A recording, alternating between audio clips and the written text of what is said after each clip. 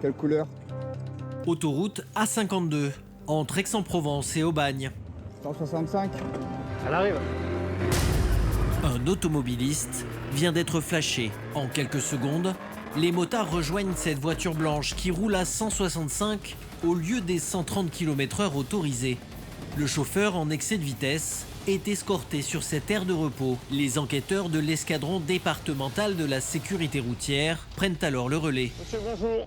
Gendarmerie nationale, police de la route, vous coupez le moteur, s'il vous plaît, vous présentez un permis de conduire, une carte grise. Alors, vous venez d'être contrôlé, monsieur, à la vitesse de 167 km/h. 167 Oui, pour 130. Vous allez faire l'objet d'une verbalisation par procès-verbal électronique. Je suis désolé, messieurs, j'étais pressé. En deçà de 30 km/h au-dessus de la vitesse autorisée, c'est une amende de 90 € et 3 points de permis en moins. D'accord, merci. En fait, vous lui avez presque sauvé la vie. C'est effectivement le discours que l'on ressort parfois, où le fait d'avoir été contrôlé maintenant évite peut-être un malheur plus loin. Mais bon, ça, c'est la destinée quelque part, mais parfois, il est bon qu'on soit sur les chemins des destinées pour sauver les gens. Ici, ce sont plus de 100 000 automobilistes qui empruntent cette portion d'autoroute. Avec un tel trafic, les contrôles s'enchaînent. Chaque gendarme a une mission très précise. Un opérateur en tenue de camouflage est positionné en amont du dispositif. Il relève les excès de vitesse dépassant les 50 km/h. Grâce à son radar d'une portée de 900 mètres, il mesure plusieurs fois la vitesse du même véhicule pour ne laisser aucun doute. L'opérateur va signaler le type de véhicule, la marque, la couleur et le numéro d'immatriculation ou au moins une partie du numéro. Et tous les éléments caractéristiques du véhicule, que ce soit un autocollant, que ce soit une sérigraphiée, que ce soit par exemple des barres de toit, de façon à ne pas commettre d'erreur. Ces informations sont transmises directement aux motards. Situés quelques kilomètres plus loin, ils ont la mission d'escorter les contrevenants sur cette aire de repos où les enquêteurs verbalisent. Monsieur, bonjour, gendarmerie nationale. Jusqu'à ce chauffeur qui vit une journée assez éprouvante. 170. Vous avez été contrôlé à la vitesse de 170 km/h, monsieur.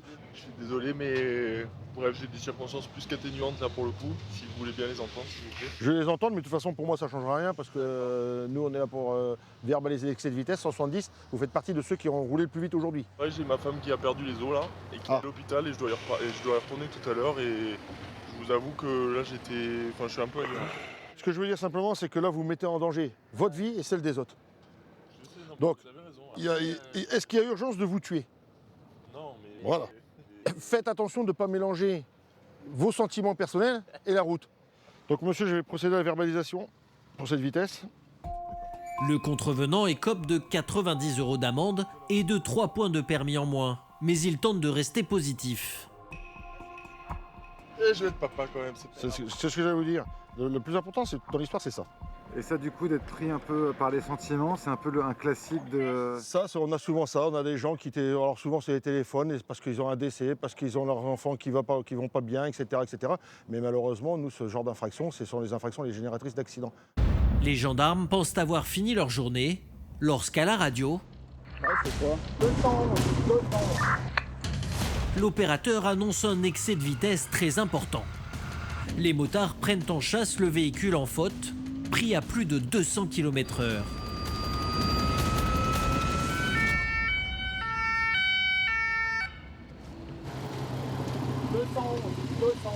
Ah, bien.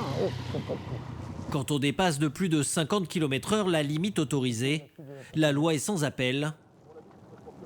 Vous allez faire l'objet d'une rétention de votre permis de conduire immédiat. Son permis de conduire sera retenu pendant 8 jours. Sur instruction du préfet de police, son amende sera déterminée par le tribunal. Quant à son véhicule, il est immédiatement immobilisé. L'année dernière, 160 permis de conduire ont été suspendus au cours de ces opérations à Aubagne. Des infractions au code de la route jusqu'aux actes criminels, la délinquance routière prend de multiples formes, mais pour les policiers et gendarmes qui la traquent, Là, tu t'arrêtes là. Là.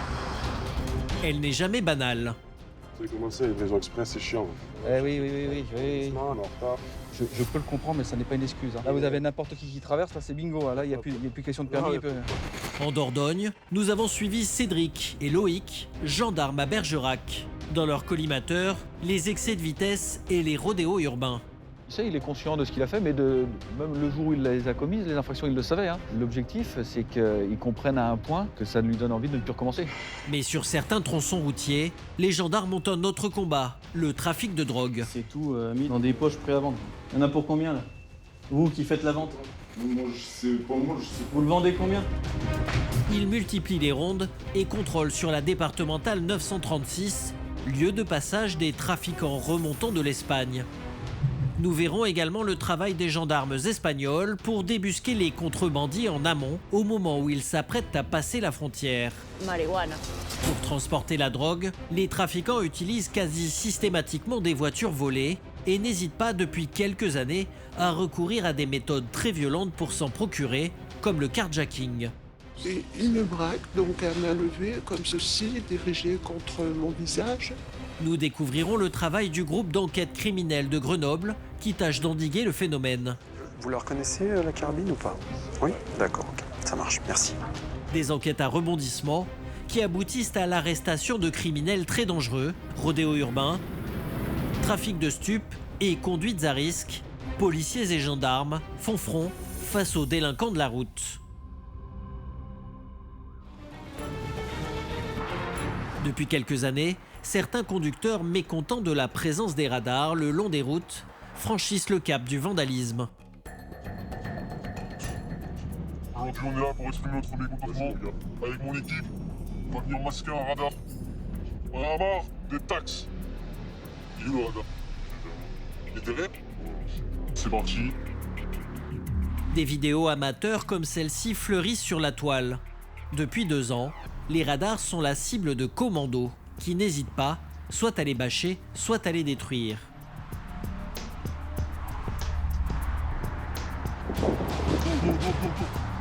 L'opération est chronométrée. Le risque pour ces hommes, être identifiés. Ils encourent une peine pouvant aller jusqu'à 5 ans de prison ferme et 75 000 € d'amende. Ce radar avait déjà été bâché quelques semaines plus tôt. Remis sommairement en service par les forces de l'ordre, la mission de ces hommes l'empêchait de flasher à nouveau.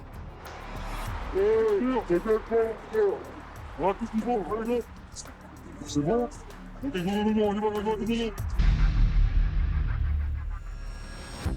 Bâchés, tagués ou incendiés, les attaques de radar ont un coût. Selon le ministère de l'Intérieur, le prix des réparations serait de 60 à 80 000 €. Nous avons retrouvé un de ceux qui a été condamné pour destruction de radar. Nous sommes à La Roche-sur-Yon, en Vendée. Jonathan Ferrandin travaille dans la restauration. Alors on va sur les lieux d'un des radars qui a brûlé. On a enlevé tout ce qui rentre dans les caisses de l'État. Début 2019, la sécurité routière dénombrait 6 439 actes de vandalisme dans toute la France et 448 radars totalement détruits. Donc voilà, on voit encore les traces de l'incendie qui a bien marqué. Il a été changé, mais a priori, il a déjà été retagué. Là, c'est marqué « Détérioration au dispositif de contrôle constitue une infraction d'une peine de 5 ans et de 75 000 € d'amende. » Après dénonciation, il a été condamné à 8 mois de prison ferme, dont 4 avec sursis. Son amende n'est pour l'instant pas connue, mais c'est certain, il devra, avec ses complices, dédommager l'État pour cette destruction.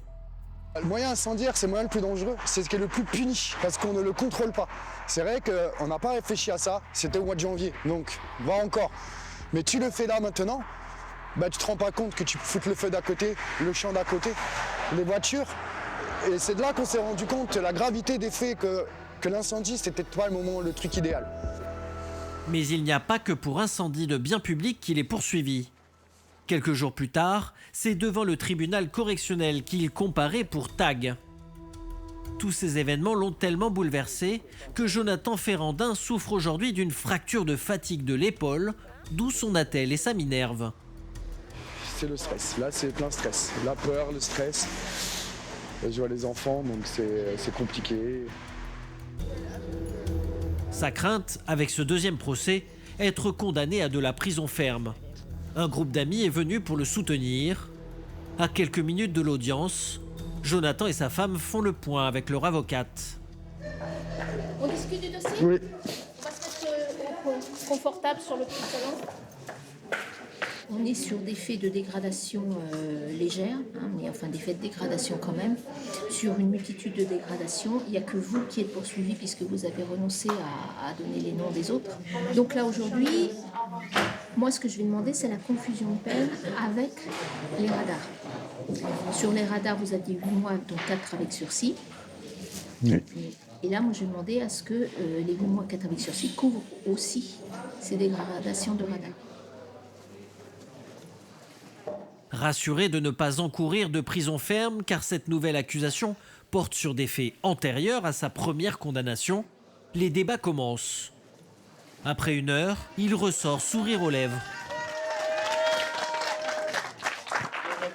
Il écope une amende pour tag sur radar de 1 500 €. Pour l'honneur des travailleurs et pour un monde meilleur, même si Macron ne veut pas, nous on est là.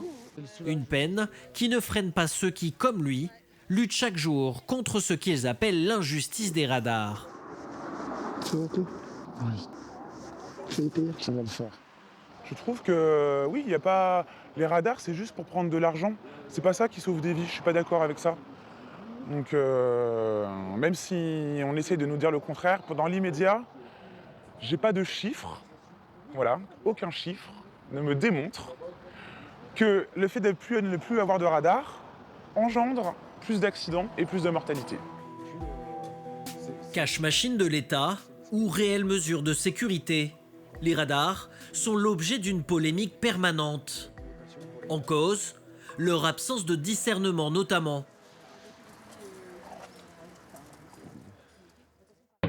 Faire la différence entre conduite excessive et dangereuse est devenue la nouvelle mission des gendarmes, comme à Bergerac, en Dordogne. Et sur leur secteur, ils ont de quoi faire. En 2019, alors que le nombre d'accidents était en légère baisse en France, la région Nouvelle-Aquitaine enregistrait, elle, une forte hausse de près de 15% par rapport à 2018. Pour endiguer ce phénomène, les contrôles de vitesse se multiplient. Aujourd'hui, ce sont Cédric, 44 ans, et Thomas, 21 ans, qui en ont la charge.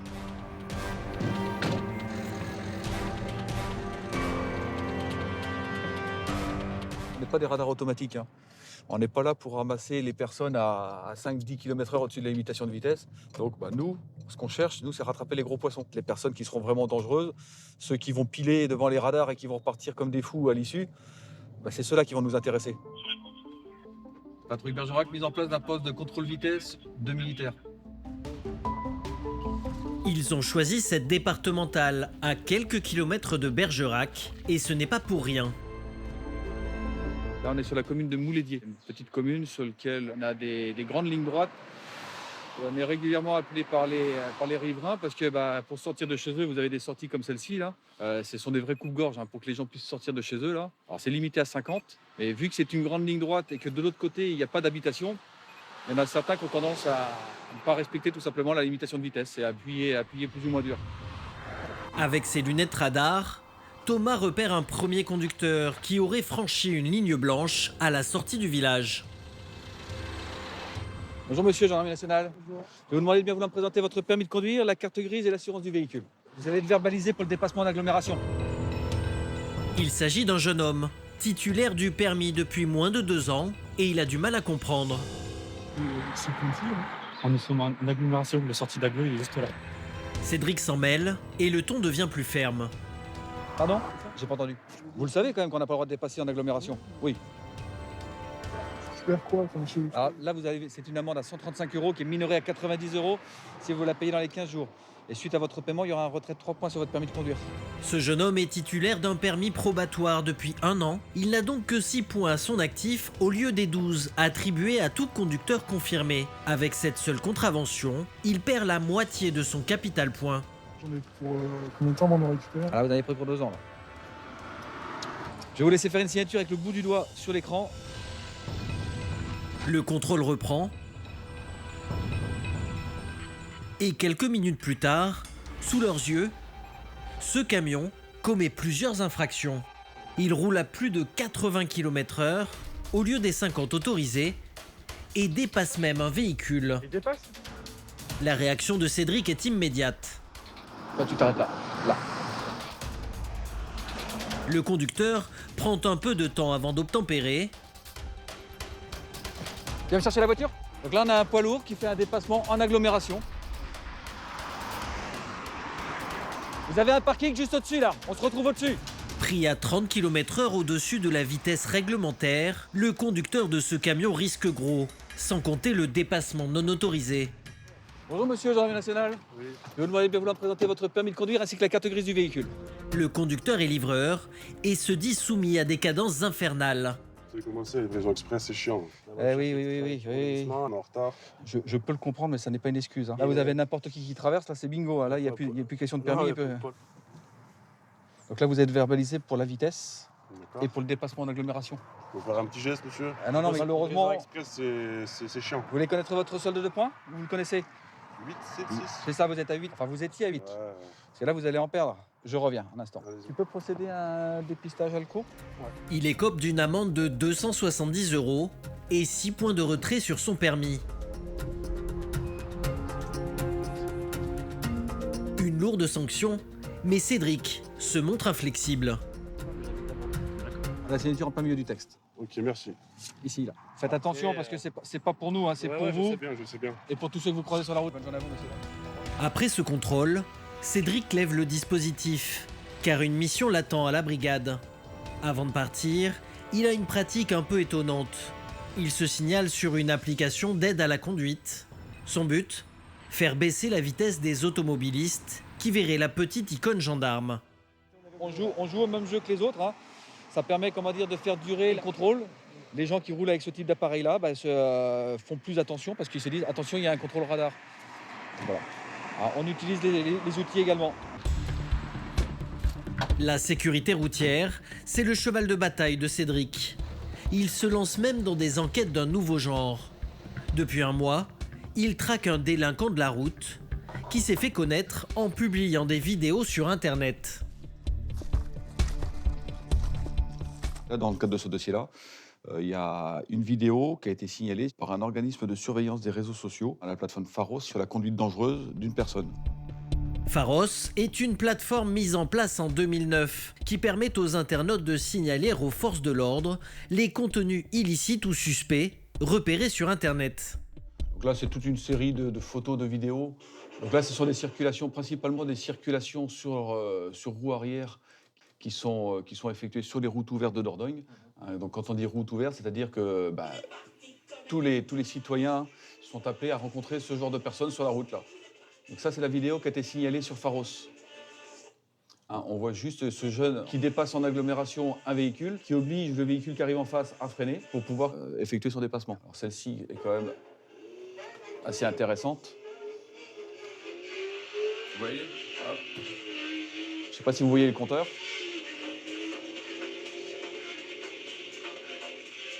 On est à 180. Beaucoup de jeunes, qui commettent ce genre d'infraction-là, ne se contentent pas de les commettre. Ils en font une publicité derrière, histoire d'alimenter un petit peu des comptes style TikTok, Instagram.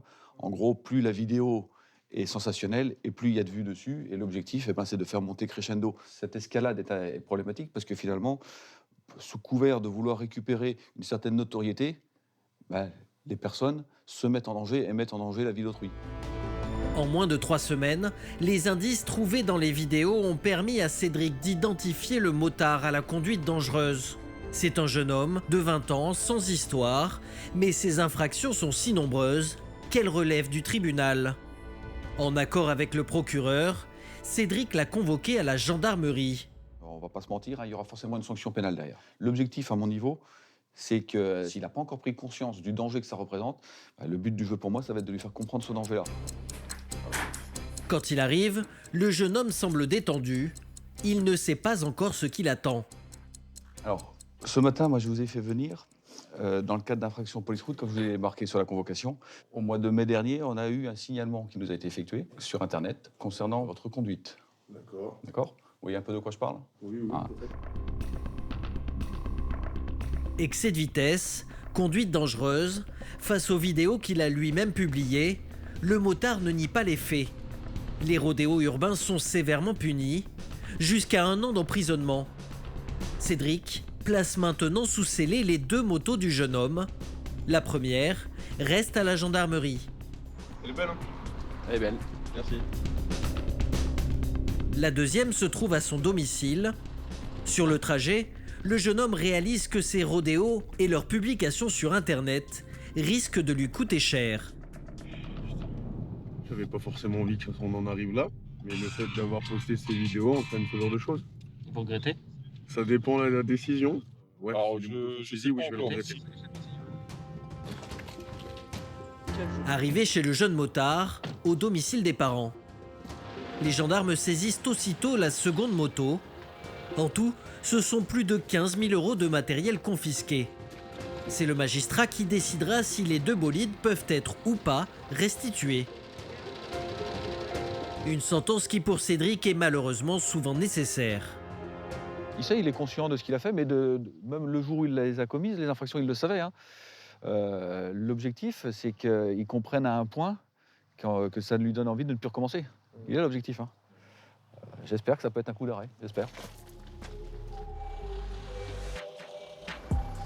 Avant même le procès, le magistrat a confirmé la saisie judiciaire des 2 engins.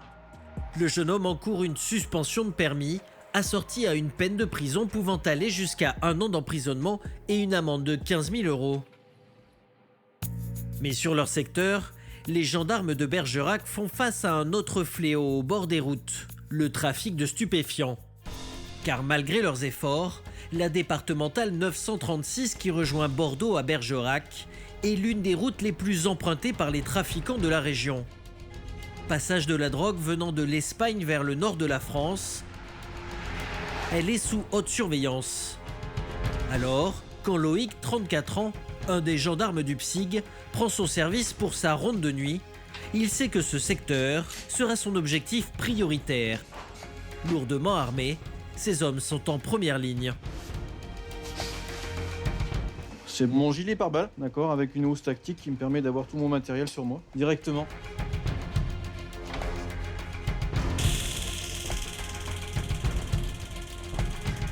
C'est le premier domaine d'intervention de la gendarmerie. Hein. On est au même titre que les personnels de brigade, mais avec, on va dire, un niveau d'intervention de supérieur. Donc on sera équipé différemment. C'est sûr qu'il y a un risque supplémentaire que j'accepte et voilà, je fais avec.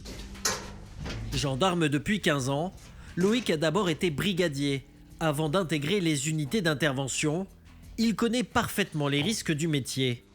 C'est mon bureau, voilà. Donc avec le souvenir de mes camarades que j'oublierai pas, bien sûr. C'est des camarades que j'ai perdus quand j'étais jeune gendarme, voilà, dans une brigade dans le Var. Un événement qui le pousse à redoubler de vigilance en intervention. Ça fait une partie des choses qui pour moi est importante, quoi. C'est tous les jours, le but, c'est que chacun revienne tous les soirs à son domicile en vie, quoi. Ce soir, Loïc et les autres hommes du PSIG vont patrouiller le long de la D936. Notre mission de ce soir, c'est d'effectuer une présence dissuasive sur le secteur, soit par des postes de contrôle, soit par des patrouilles. On est là pour renforcer les unités et essayer de trouver tout ce qui est délit flagrant et tout ça. C'est pour ça que nous, on est un véhicule banalisé et que on est plus discret que les personnels de brigade, donc plus à même de trouver ce genre de délit, quoi. Près de Port-Sainte-Foy, l'un des villages étapes pour les trafiquants venant de Bordeaux, Loïc repère un groupe de jeunes qui n'a rien à faire là. Il décide de les contrôler. Bonsoir. Gendarmerie. Vous auriez une pièce d'identité, s'il vous plaît? Est-ce que vous avez du produit stupéfiant sur vous? Non. Non. Je vous demandais de sortir tout ce que vous avez dans les poches, de les poser à côté de vous. Mais tout à coup, l'un d'entre eux prend la fuite. Arrête-toi, Loïc et son collègue partent immédiatement à sa poursuite. Au sol, je t'ai dit. Bouge pas. Et le rattrape 200 mètres plus loin. C'est quoi le problème là? Pourquoi t'es parti? Je t'écoute. Ok, individu menotté. T'as quelque chose sur toi? Il fouille aussitôt le jeune homme. T'as quelque chose sur toi ou pas? Non. Ok. Bien. Et découvre une poche en plastique remplie d'herbe. Y'a d'autres choses ou pas? On va tout trouver, grand, donc... T'as quelque chose de dangereux ou pas? Rien. T'as quel âge? 18 ans. 18 ans. Ouais. Loïc poursuit la fouille pour s'assurer que le jeune homme ne cache pas une arme ou d'autres produits. Tiens, attends. Y'a du stup là encore. T'en as d'autres ou pas? Non. Non, mais. On va tout faire, hein, donc... T'es en train de me dire non? Et il y en avait encore là. Le jeune homme affirme que cette drogue ne lui appartient pas. Il refuse de donner des explications. T'as combien de produits là sur toi là? C'est pas moi. C'est pas à toi, c'est à qui? Je me dirai pas, je peux pas. C'est pas à toi? T'es déjà connu pour du stup ou pas? J'ai jamais fait de bêtises par la police, connu n'importe quoi. Ça y est. Bah ça y est, c'est le grand soir. Il va falloir que tu discutes un peu. Allez. Placé en garde à vue, il est conduit à la brigade la plus proche. Sa fuite et la quantité de produits retrouvés sur lui laissent penser qu'il est impliqué dans un trafic de stupéfiants. Allez, je vais essayer là. C'est plus de la revente avec des petits jeunes qui sont chargés de revendre le produit. Après, bien sûr, ils vont pas balancer les trafiquants, mais voilà, quoi. Malheureusement, c'est un petit fléau quoi, qui fait que les jeunes sont embrigués là-dedans et puis voilà. Avant de partir, les gendarmes fouillent les autres jeunes. Allez, ouvre la veste. Mais aucun n'a de drogue sur lui. Ils peuvent rentrer chez eux. Delta 230 de Psych Bergerac. On se transporte à la brigade de Véline. Suite à un contrôle où une personne a essayé de fuir et est découvert avec du produit stupéfiant sur lui. Ouais, je récupère juste toute sa sacoche là. Vous l'emmenez dans la cellule faire la fouille? Arrivé à la brigade, le jeune homme est de nouveau fouillé et Loïc fait l'inventaire de tous les produits retrouvés sur lui. Ce que je sors de votre sac. Tout ça, ça vous appartient? Oui. Vous l'avez trouvé sur moi. Bah ouais, c'était sur vous. Au moment où Loïc sort la drogue, le suspect continue de nier. On voit bien, voilà. De toute façon, c'est tout mis dans des poches prêts à vendre. Il y en a pour combien là? Vous qui faites la vente? Moi, je sais pas. Vous le vendez combien, le sachet? Moi, je le vends pas, chef. Vous le vendez pas? Bah ouais. Bah il vend pas. Voilà. On approche les 50 grammes. D'une valeur de 600 €, le cannabis retrouvé sur lui est mis sous scellé avant d'être détruit. Suite à son audition, il sera présenté devant un juge. En raison d'un casier vierge de toute infraction, il est condamné à suivre à ses frais un stage de sensibilisation au danger du cannabis. Coût du stage, 250 €. Il est maintenant 5 h du matin. Les routes et les villes de Dordogne semblent enfin calmes. Mais à quelques centaines de kilomètres de là, la frontière franco-espagnole, une zone particulièrement surveillée. Ici, 95% du transport de marchandises se fait par voie terrestre. C'est plus d'1,2 milliard de tonnes de fret transportées par camion et une grande part en direction de la France et du reste de l'Europe. Si parmi les produits transportés par la route, on trouve des tomates ou encore des oranges, d'autres marchandises complètement illégales, notamment des produits stupéfiants, tentent également de franchir la frontière par voie terrestre. Et c'est le travail de la Guardia Civile de tout faire pour intercepter ces chargements. Nous retrouvons leurs équipes au dernier péage espagnol avant la France pour une nuit qui s'annonce chargée. La Guardia Civile doit être constamment sur le qui-vive. Chaque contrôle peut révéler des surprises et s'avérer dangereux.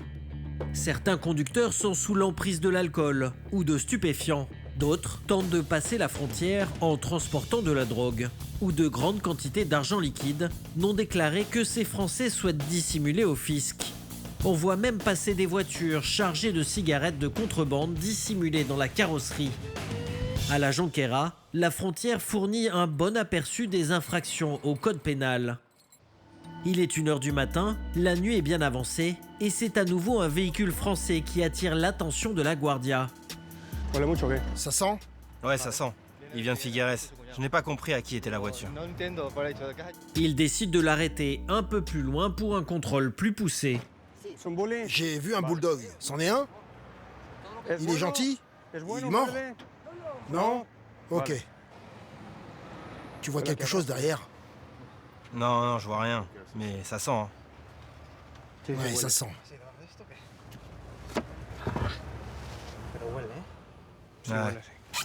Ouais, ça sent. Ça sent la marijuana. Le gendarme décide d'interroger le conducteur. Dans la voiture? Non, sur bord? Non? Il n'y a pas de souci. Vous fumez hashish, marijuana? J'ai fumé, oui, mais il n'y a rien. Porte pas rien? Dans la voiture? Rien. C'est pas normal que ça sente comme ça, s'il a fumé. Il y a une odeur de marijuana qui sort de l'aération. Les gendarmes pensent avoir trouvé quelque chose.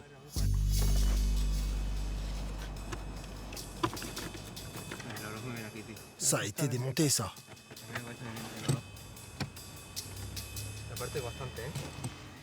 Ça empeste, là. Et leur insistance va payer. Oui. Regarde. Marijuana. Ça, c'est pour sa consommation personnelle, ça. S'il n'a rien à déclarer, demande-lui alors qu'est-ce que c'est que ça. C'était dans ta voiture, ça. On t'a demandé si t'avais quelque chose à déclarer. Et t'as dit non. Toi, tu m'as dit que tu ne transportais pas de marijuana. Non, je l'ai pas. Toi, tu m'as dit que tu n'en avais pas. Et qu'est-ce qu'on trouve? De la marijuana. Ça veut dire que tu m'as menti. Mis devant les faits, l'homme accepte de coopérer. Moi, je suis un fumeur. Je suis parti emmener mon chien faire une saillie en Espagne, à Figueres. Et je suis descendu avec la bœuf, tu vois, parce que je fume. Mais je l'ai descendu de Hollande quand même, pour qu'ils arrivent jusqu'en Espagne. C'est-à-dire que les Espagnols, ils sont plus forts que les Hollandais. Qu'est-ce qui se passe en France si on se fait attraper avec ça? En général, garde à vue, moi je me suis déjà fait juger pour 2-3 grammes.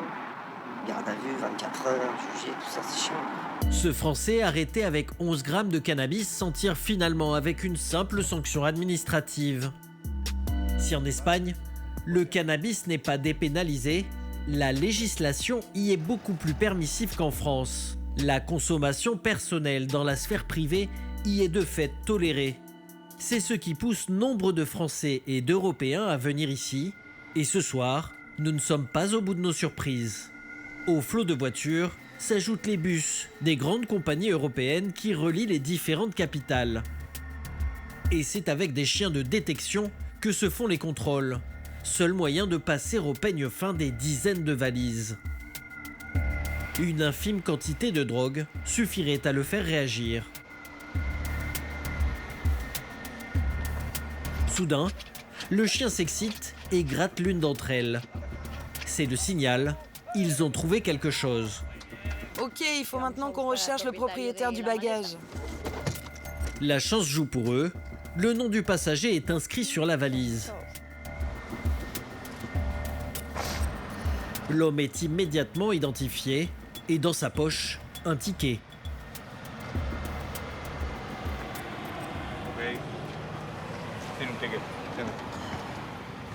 Irréfutable, celui-ci correspond au bagage.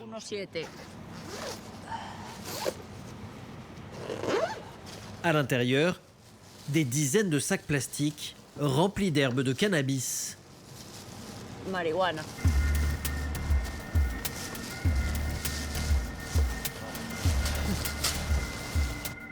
Bon, monsieur, vous êtes en état d'arrestation. Tournez-vous, main derrière le dos. L'homme ne parle pas espagnol. C'est le chauffeur du bus qui va traduire. Votre valise, le contenu c'est pénalisé pour les saletés. Dice que no es su maleta.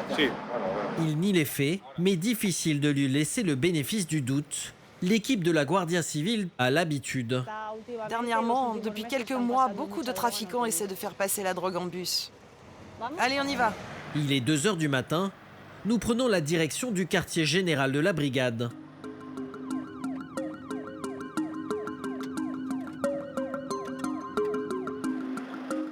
Le suspect est de nationalité suisse, il est francophone, la trentaine. Le visage fermé, silencieux, il ne semble pas encore réaliser ce qui lui arrive, mais le policier ne tarde pas à l'emmener aux toilettes pour une fouille plus poussée. En attendant, le reste de la brigade va inspecter ses effets personnels et peser la drogue.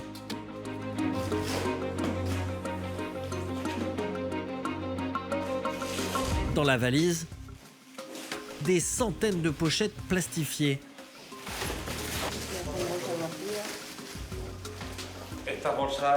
Ces pochettes plastiques que vous voyez là servent à couper la drogue en plus petite quantité.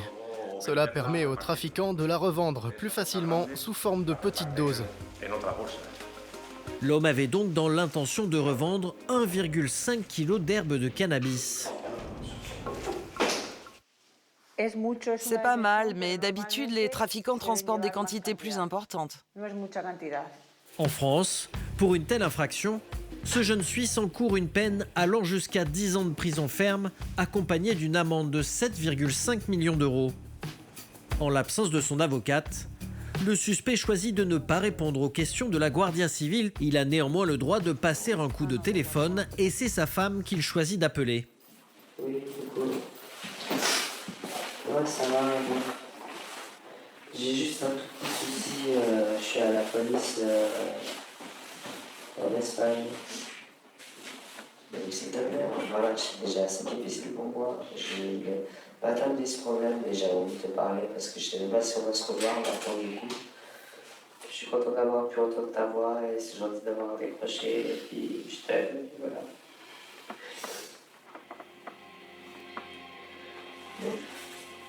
Bon, alors bisous, salam alaikum. Je t'aime. Ciao. Les larmes du jeune homme laissent penser qu'il commence à comprendre la gravité de la situation. Il passera la nuit en cellule, en attendant l'arrivée le lendemain matin de son avocat commis d'office. Nous retournons dans la matinée au QG de la brigade. Et avant l'audition du prévenu, un des officiers de la Guardia accepte de nous ouvrir l'une des pièces où il teste la drogue. Viens avec moi. Je vais te montrer une partie de la drogue que l'on a saisie ces dernières semaines.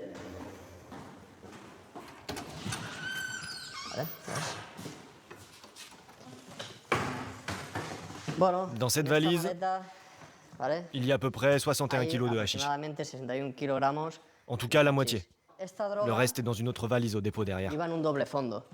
La drogue que je vais te montrer était dans le double fond d'un coffre de voiture. Et ce n'est que la moitié de ce qu'on a saisi ce jour-là. Ce sont des savonnettes d'environ 100 grammes de résine de cannabis. Plutôt pure. Ça se voit à sa teinte un peu jaune. Ça sent fort, hein? Oui, plutôt. En général, le hashish et la marijuana, ça sent assez fort. Ça, c'est de l'herbe sous vide et pressée.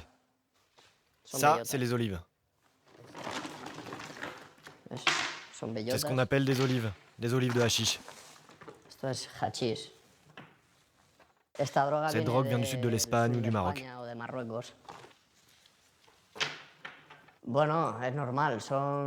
Tu sais, tout ça, ici c'est normal. On est à un passage frontalier, on peut dire que c'est la porte de l'Europe. C'est une zone stratégique pour les narcotrafiquants. C'est pour ça que beaucoup de drogue passe par là. Et ce qu'on attrape n'est qu'une petite partie de tout ce qui transite par cette frontière. Il n'y a pas vraiment de profil type. Tous ceux qui passent la frontière peuvent potentiellement passer de la drogue. On a arrêté des médecins qui transportaient de grandes quantités, tout comme des SDF qui n'avaient certainement pas les moyens d'acheter de la drogue. Il n'y a pas de profil marqué. On ne sait jamais ce que l'on va trouver en ouvrant un coffre, de la drogue, des armes ou d'autres choses interdites par la loi. Ce qui est certain, c'est que 90% des gens qu'on arrête en infraction sont des Français. Pour une fois, ce n'est pas un Français qui attend à l'étage l'arrivée de son avocate. Et ce matin, le jeune Helvète semble avoir retrouvé un peu de contenance. Donc c'est-à-dire que je peux me taire, je dois me taire, c'est mon conseil. Mon conseil, c'est parler que devant le juge. Oui. L'homme choisit de ne pas déposer devant l'officier de la Guardia Civile. Il va donc s'entretenir avec son avocate en présence d'un traducteur avant d'être directement déféré devant un juge.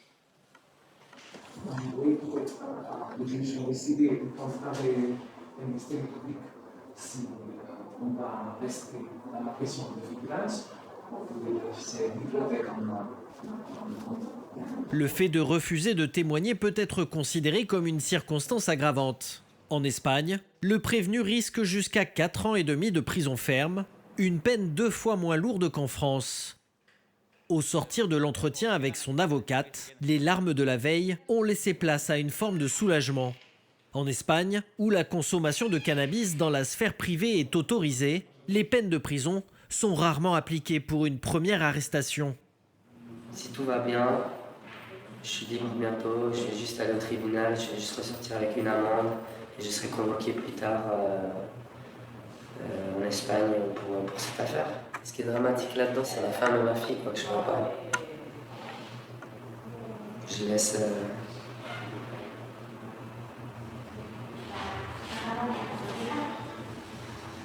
Le cas de ce Suisse n'a rien d'exceptionnel. Ici, près de la frontière où les arrestations et les saisies de drogue sont quotidiennes. Les chiffres de l'année 2018 pour cette seule brigade de gendarmerie sont éloquents. Au total, ils ont saisi plus de 3500 kg d'herbe et de résine de cannabis ainsi que 11 kg de cocaïne pour une valeur globale de plus de 5 millions d'euros. Des quantités impressionnantes, mais qui ne représentent qu'une petite partie de la drogue qui transite chaque année par ici. La frontière franco-espagnole porte bien son nom de plaque tournante de la drogue. Mais un autre phénomène préoccupe fortement les pouvoirs publics. Depuis moins d'une dizaine d'années, le carjacking se répand en France. Sur les 200 000 voitures volées chaque année, de plus en plus le sont suite à des violences sur les conducteurs. Des agressions souvent menées au moyen d'armes à feu pour menacer les personnes. Des événements très traumatisants pour les victimes. Au 4e étage de l'hôtel de police de Grenoble, Emmanuel Munier est le capitaine du GEC. Cela fait 2 ans qu'il est à la tête du service. Ce jour-là, il reçoit une femme accompagnée de son mari. Elle est en état de choc. Asseyez-vous 2 minutes, je vais appeler tout de suite l'hôpital pour vous trouver un rendez-vous. Emmanuel contacte un hôpital pour qu'elle obtienne un rendez-vous avec un psychologue.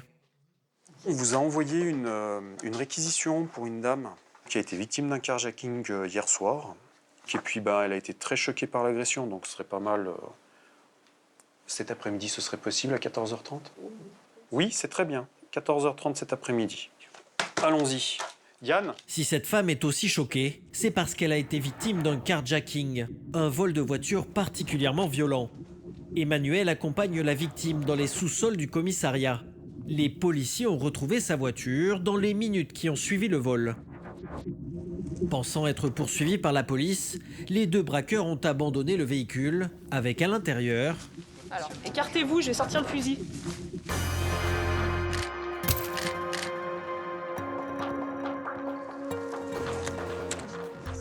Vous la reconnaissez, la carabine, ou pas ? Oui ? D'accord, ok. Ça marche, merci. Les 2 gars ont surgi donc à l'arrière du véhicule pour me tirer les clés absolument. Donc j'avais les clés sur le doigt, etc. Et j'ai accroché. Son collègue lui dit « braque-la, braque-la ». Vous braque comment ? Et il me braque, donc à main levée, comme ceci, dirigée contre mon visage. Parce qu'elle résiste face aux braqueurs, les 2 hommes deviennent de plus en plus violents. Il me projette contre le rétroviseur. Donc le rétroviseur droit, donc là je reçois un grand coup très très mal et ensuite comme ça ne suffisait pas, il me projette par terre, je me trouve allongé donc avec la tête derrière la roue arrière, donc j'ai le réflexe, je me mets un petit peu en retrait et donc eux on fait une marche arrière voilà, sur les chapeaux de roue et ils sont partis. Dans leur fuite, les braqueurs manquent d'écraser la femme à terre. Moins de 24 heures après les faits, elle a beaucoup de mal à se remettre de son agression. Mais grâce à sa voiture, les policiers ont bon espoir de retrouver les malfaiteurs. On essaye de chercher des objets qui appartiendraient pas à la victime, mais plutôt aux agresseurs. Parce qu'après, ça nous permet de les envoyer au laboratoire de police technique. Ah, effectivement, c'est bien le vôtre. Il y a des CD, tout ça, ça vous appartient. Un cheveu, une goutte de salive, de transpiration, la plus petite trace d'ADN peut permettre d'identifier les voleurs. La voiture est passée au peigne fin par les experts de l'identité judiciaire. Emmanuel en est convaincu, ce sont des délinquants déjà connus des services de police. Ils font leur métier. Donc leur métier, c'est de trouver une voiture et puis ensuite, éventuellement, de s'en servir, soit pour la revendre, soit pour commettre un autre délit ou un autre crime. Pour ce genre d'affaires, on va dire que 95% des cas sont effectivement des récidivistes. Tous les prélèvements seront envoyés au laboratoire dans l'espoir de trouver des profils enregistrés au sein du fichier national des empreintes génétiques. La base de données qui référence les délinquants et criminels déjà condamnés par la justice. Quelques jours plus tard, nous retrouvons Emmanuel dans les bureaux de la criminelle. Il reçoit un appel de l'INPS, l'Institut national de la police scientifique, qui lui livre les résultats des analyses. Oh, c'est bon ça. D'accord. C'est super. Non, mais c'est parce qu'on le connaît, si vous voulez, on le cherche depuis 1 an et demi, donc voilà. Impeccable. Vous avez quoi comme nouvelles là? Là, on a d'excellentes nouvelles, dans le sens où on avait 2 profils qui avaient été mis en évidence par le labo à la suite des constatations qui avaient été faites dans le véhicule. Et donc ces 2 profils, c'était H1 et H2. Donc H1, c'est un gars qu'on cherche depuis 1 an et demi pour tentative de meurtre. Donc on ne savait pas trop s'il était encore dans le coin, manifestement. Eh bien, il est bien revenu. Et puis le deuxième, je ne connais pas. C'est un mec du coin, je pense, on va vérifier. Impliqué dans un règlement de compte à l'arme blanche, le premier individu est déjà recherché pour tentative de meurtre.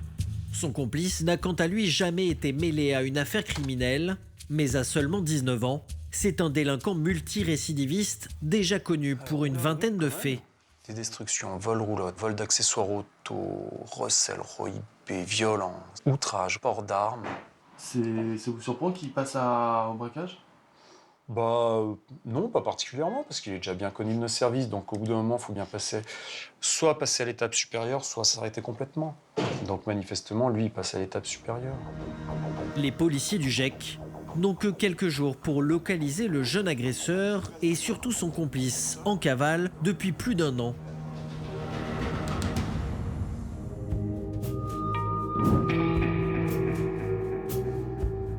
Et quelques jours plus tard, à 5 h du matin, Emmanuel a prévu d'interpeller les 2 suspects en même temps.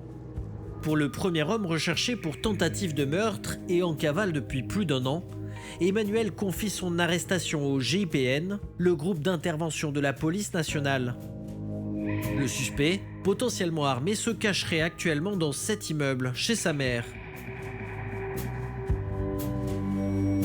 De son côté, Emmanuel part appréhender son complice présumé dans un quartier voisin.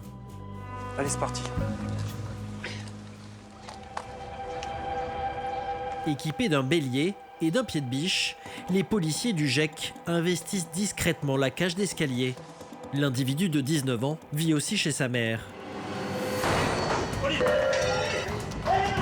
L'intervention du GEC est ultra rapide pour éviter que le suspect puisse s'enfuir. Tu bouges pas, tu bouges pas. Ouais, pince-le. En quelques secondes, il est menotté. Il était en train de dormir dans sa chambre. C'est toi? Ok, parfait. Bon, t'es en garde à vue pour vol avec arme. Ok? Donc là, il est 6 h. Je vais te notifier tes droits et après, on va revenir au service et puis on va te poser des questions. Ok? Bon. Le suspect ne semble pas étonné par son arrestation. Il est emmené au commissariat. Ce qui préoccupe maintenant Emmanuel, c'est l'autre individu, le plus dangereux. Il ne sait pas encore si le GIPN a pu l'arrêter.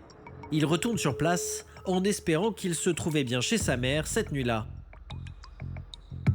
À son arrivée, un policier du GIPN lui annonce la bonne nouvelle. Alors? Bonjour. Bonjour. Il était là ou pas? Oui. Ah, c'est magnifique. A priori, ils ont eu l'objectif. Et si c'est réellement le cas, on va vérifier. C'est inespéré. C'est inespéré parce que ça fait 1 an et demi qu'il est en cavale. Et ça prouve que on s'est bien débrouillé. Une super affaire pour vous. Ouais, je suis super content.